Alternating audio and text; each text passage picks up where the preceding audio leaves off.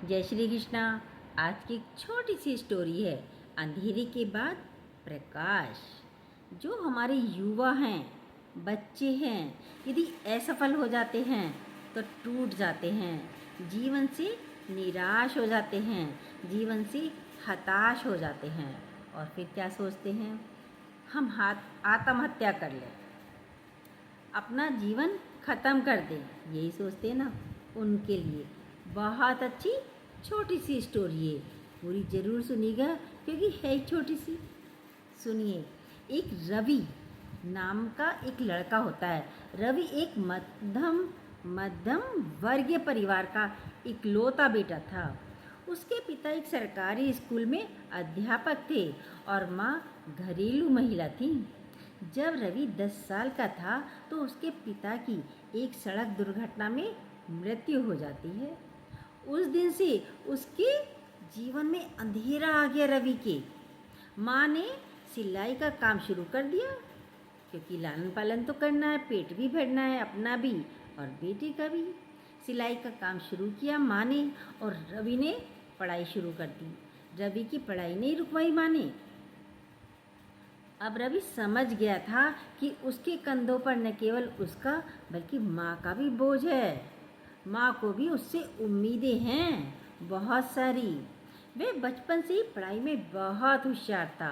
उसने ठान लिया कि वह बड़ा होकर एक दिन बड़ा अफसर बनेगा, एक ऐसा बेटा जो माँ के सारे दुख मिटा देगा। इतनी मेहनत करेगा। स्कूल ख़त्म हुआ, कॉलेज भी किसी तरह से उसने पूरा किया। फिर उसने सिविल सेवा परीक्षा की तैयारी शुरू की। रवि सुबह 4 बजे उठता था, मंदिर में जाकर दिया जलाया करता था, दीपक जलाता था, पूजा करता था और फिर किताबों में डूब जाता था। उसे केवल एक चीज़ दिखाई देती थी, सफलता सफलता सफलता। मुझे सफल होना है, पढ़ाई में अव्वल आना है। मेहनत से पीछे नहीं हटता था, पर पहली बार में असफल हो गया। माँ ने कहा, कोई बात नहीं बेटा, दोबारा से मेहनत करो, कोई बात नहीं, भगवान पर भरोसा रखो। वह फिर से जुट गया। दूसरी बार भी नतीजा वही आया, वह फिर से असफल हो गया। अब रिश्तेदारों ने भी ताने मारने शुरू कर दिए। कोई कहता है इससे नहीं होगा ये सब काम, ये पढ़ाई इससे नहीं होगी। कोई कहता है इसे तो नींद ही चाहिए, ये तो सोता ही रहता है, इससे नौकरी नहीं होगी। रवि अब खुद से भी नज़रें नहीं मिला पा रहा था, बहुत परेशान हो गया।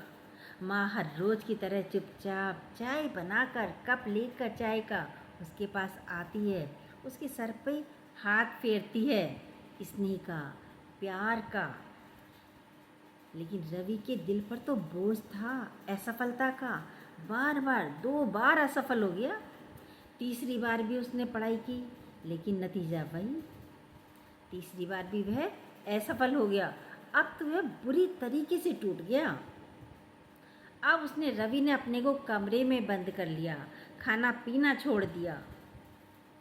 रात को ऊपर जाकर छत पर रेलिंग पर खड़ा होकर रेलिंग के पास खड़ा हो गया। ना दोस्तों से बात करता था, ना खाना खाता था, खाना खाना सब बंद कर दिया उसने। रेलिंग के किनारे खड़ा होकर खुद से बोला, अब और क्या हो सकता है, अब मुझसे और नहीं हो सकता, अब मुझसे और पढ़ाई नहीं हो सकती, अब मुझे अपना जीवन ही ख़त्म कर देना चाहिए।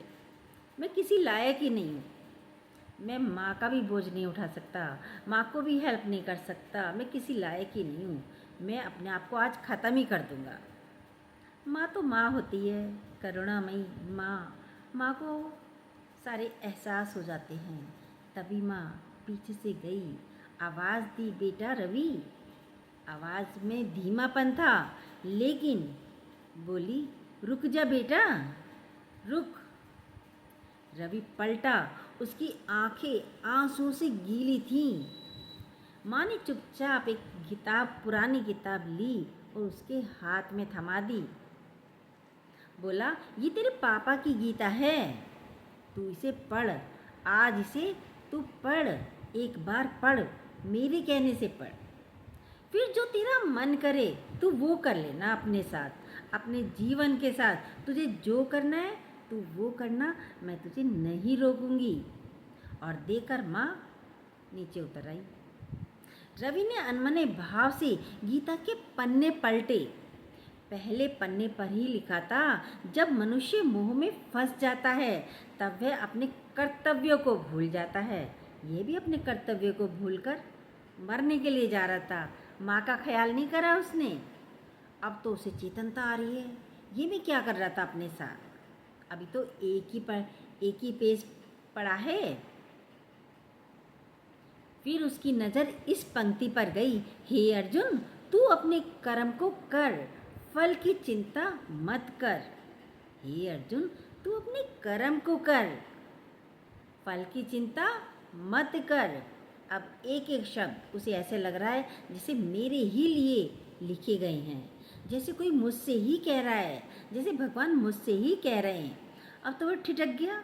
पहली बार उसे लगा जैसे ये शब्द किसी किताब के पन्ने में, किताब के नहीं बल्कि उसके जीवन के लिए लिखे गए हैं, उसी के लिए लिखे गए हैं। ये हर पंक्ति जैसे उसके घावों पर मरहम लगा रही है। आत्मा न जन्म लेती है न मरती है। जो कुछ तू खो चुका है शायद वो कभी तेरा था ही नहीं, और जो कुछ तेरा है वो कभी तुझसे छिनेगा नहीं। अब तो उसकी विवेक जागृत हो रहा है। ये क्या करने जा रहा था मैं? विवेक जागृत हो गया। रवि पूरी रात गीता पढ़ता रहा, पन्ने पलटता रहा। उस रात पहली बार उसने अपने भीतर एक शांति महसूस की। उसे समझ आया कि अब तक केवल सफलता के पीछे भाग रहा था वह। अब तक मैं सफलता के पीछे भाग रहा था, लेकिन जीवन तो कर्तव्य निभाने का नाम है। परिणाम तो बस ईश्वर की इच्छा है। परिणाम तो सारे ईश्वर के हाथ में हैं। अगली सुबह रवि उठा। उसने माँ के चरण छुए और मुस्कुराकर बोला, अब मैं फिर से लड़ूंगा, अब मैं फिर से तैयारी करूंगा। इस बार हारने से नहीं डरूंगा, क्योंकि अब मुझे खुद पर नहीं भगवान के न्याय पर भरोसा है। अपने पर नहीं भगवान पर भरोसा है। वह फिर से पढ़ने बैठ गया, लेकिन इस बार उसकी आंखों में केवल लक्ष्य नहीं था, धैर्य भी था। मन में केवल जिद नहीं, समर्पण भी था, और दिल में केवल डर नहीं, गीता का ज्ञान भी था। 6 महीने बाद रिजल्ट आया। इस बार वह असफल नहीं हुआ, सफल हो गया। माँ की आंखों में आंसू बह रहे थे, लेकिन वो आंसू दुख के नहीं, ईश्वर के प्रति आभार के थे। रवि ने गीता को माथे से लगाया और खुद से कहा, अगर माँ ने उस रात मुझे गीता ना दी होती तो शायद आज मैं इस धरती पर जिंदा ना होता, मर गया होता। सही बात है, बहुत जल्दी टूट जाते हैं। जरा से असफल हुए नहीं कि मृत्यु को याद करते हैं, मर जाएं। क्यों भाई, क्यों मरते हो? दोबारा से करो ना कार्य, दोबारा से पढ़ाई करो, दोबारा से मेहनत करो, दोबारा से कामों को करो, तो सफलता जरूर मिलेगी एक दिन। लेकिन गीता ने न केवल मेरी जान बचाई बल्कि मेरी सोच ही बदल दी। अब मैं हर काम करता हूँ, लेकिन फल की चिंता ईश्वर पर छोड़ता हूँ। हर कार्य को करता हूँ, लेकिन फल की इच्छा नहीं करता। उस सारे फल ईश्वर पर छोड़ देता हूँ। फल की चिंता से कार्य नहीं करता मैं। अब इसका सारांश बहुत अच्छा है। ये कहानी एक ऐसे युवक की है जो बार बार की असफलताओं से टूट चुका था।